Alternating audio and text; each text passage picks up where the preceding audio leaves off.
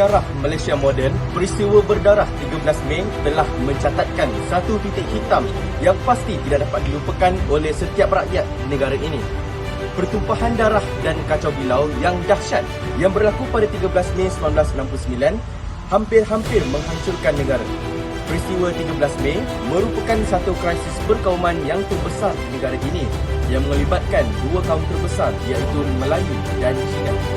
Perang dingin itu telah memakan korban yang besar iaitu seramai 196 orang mati, 439 orang cedera dan mengakibatkan kerosakan harta benda. Kalau ada asap, tentu ada api. Peristiwa ini mempunyai kaitan yang rapat dengan pilihan raya umum 1969. Peristiwa 13 Mei 1969 terjadi apabila perayaan kemenangan pihak pembangkang dilakukan secara besar-besaran pada 11 dan 12 Mei 1969 yang sesetengahnya adalah tanpa izin daripada pihak polis. Parti Gerakan dan DAP telah mengutuk dan menghina orang-orang Melayu semasa mengadakan perayaan di jalan-jalan raya di sekitar Kuala Lumpur.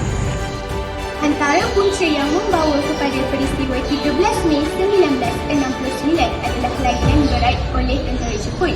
Pada zaman pendudukan Jepun, masyarakat Tanah Melayu telah dilayan secara berbeza. Jepun memberi layanan yang baik pada masyarakat Melayu, manakala masyarakat Cina dilayan dengan teruk. Layanan berat ini telah menyebabkan perasaan permusuhan antara kaum Cina dan Melayu.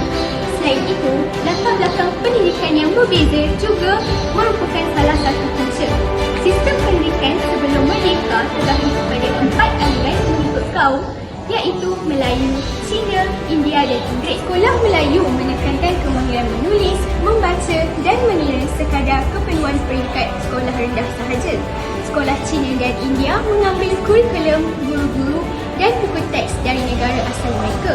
Manakala sekolah Inggeris pula hanya dapat dinikmati oleh kaum Cina dan India yang tinggal di bandar. Punca yang seterusnya adalah dasar pecah dan perintah penjajah Inggeris. Dasar pecah dan perintah telah menunjukkan jurang antara kaum dari segi ekonomi dan polarisasi kaum. Kaum Cina tinggal di kawasan bandar dan menjalankan perniagaan dan penobongan.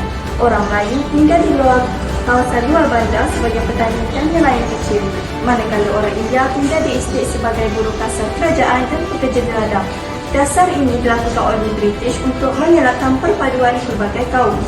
Perasaan tidak puas hati terhadap hak istimewa orang Melayu juga antara punca berlakunya peristiwa 13 Mei. PAP telah lantang menyuarakan rasa tidak puas hati terhadap apa yang disebut sebagai hak istimewa orang Melayu dalam perlembagaan. Mereka mendakwa hak kaum-kaum lain telah diketepikan. Kononnya, mereka telah tersisih daripada keadilan. Namun, hakikat yang sebenarnya kedudukan taraf ekonomi orang Melayu adalah jauh lebih rendah daripada berbanding kaum Cina. Peristiwa 13 Mei telah memberikan impak atau kesan yang besar kepada negara pada ketika itu. Antara impak yang berlaku adalah ketegangan antara masyarakat Melayu dan Cina yang semakin memburuk. Ekoran peristiwa itu, masyarakat Malaysia mengalami perpecahan yang mendalam dan saling curiga terhadap kumpulan kaum lain. Ibarat kata pepatah, pesan berturuti, bertaruh bertunggu. Hal ini telah mewujudkan jurang sosial dan politik yang ketara antara kedua-dua kumpulan kaum yang mengakibatkan sesetengah individu merasa lebih selesa dan selamat berinteraksi dengan orang daripada kumpulan kaum mereka sendiri berbanding kumpulan kaum lain. Seterusnya adalah ketidakseimbangan sosioekonomi dalam kalangan kaum. Ketidakseimbangan sosioekonomi antara kaum telah menimbulkan berbagai tanggapan salah dan perasaan resah serta iri hati yang berurusan di kalangan masyarakat. Isu perpaduan yang berbangkit telah menjadi isu perbalahan bagi kaum-kaum ini. Walau pada dasarnya perlawanan yang diadakan untuk mengeratkan hubungan antara kaum. Namun, peristiwa tersebut telah menimbulkan perasaan tidak puas hati dan saling mencurigai antara satu sama lain. Sudah terang lagi bersulung bahawa terdapat juga jurang perbezaan antara ketiga-tiga kaum di Malaysia iaitu Melayu, Cina dan India, terutamanya dalam bidang pendidikan. Ketidakselarasan dalam sistem pendidikan Malaysia pada waktu itu membawa kepada perpecahan dalam kalangan pelbagai kumpulan etnik sehingga terjadinya peristiwa 13 Mei. Orang Cina dan orang India sangat maju, orang Melayu pula sebaliknya. Mereka masih miskin dan tidak mendapat pendidikan yang bagus. Selain itu, semangat asabiah dan kekauman yang berlebihan ekoran daripada adik Bernakila yang dicipta semasa penjajahan British juga merupakan salah satu impak yang besar kepada negara kita pada hari ini. Ekoran daripada rentetan peristiwa 13 Mei. Seperti yang kita sedia maklum, pendidikan dari rumah adalah yang diajar oleh bapa adalah sangat penting dalam memupuk perpaduan kerana berlentur bulu biarlah dari rebungnya. Peristiwa 13 Mei 1969 telah memberikan beberapa pengajaran yang penting. Bab kata pepatah, yang baik jadikan tauladan, yang buruk dijadikan sempadan. Oleh itu, antara pengajaran yang diperolehi adalah sentiasa memperbaiki hubungan antara kaum. Peristiwa 13 Mei membuka ruang untuk rakyat bermuhasabah diri mengingati perjalanan hubungan di antara kita sesama kaum dari dulu hingga sekarang. Semua pihak haruslah hormat menghormati sesama insan dan saling percaya mempercayai antara satu sama lain. Semua rakyat Malaysia haruslah mengamalkan sikap serumpun Pak Serai, sesusun Pak Sirih untuk mewujudkan masyarakat Malaysia yang harmoni. Yang kedua adalah memupuk semangat cintakan negara. Cinta yang dipupuk oleh rakyat kepada negara seharusnya tidak menciptakan kerusuhan dan pergaduhan yang mendatangkan kemusnahan kepada negara. Oleh itu, sikap bersatu padu perlu dibangunkan dan tidak hanya memikirkan kepentingan pribadi sehingga semangat kesatuan diketepikan.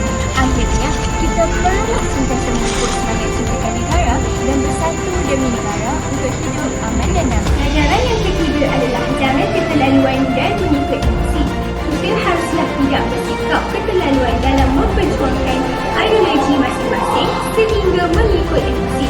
Sesungguhnya, kita sebagai manusia diberikan kurniaan akal untuk mengetahui akibat dan kesan daripada perbuatan yang dilakukan.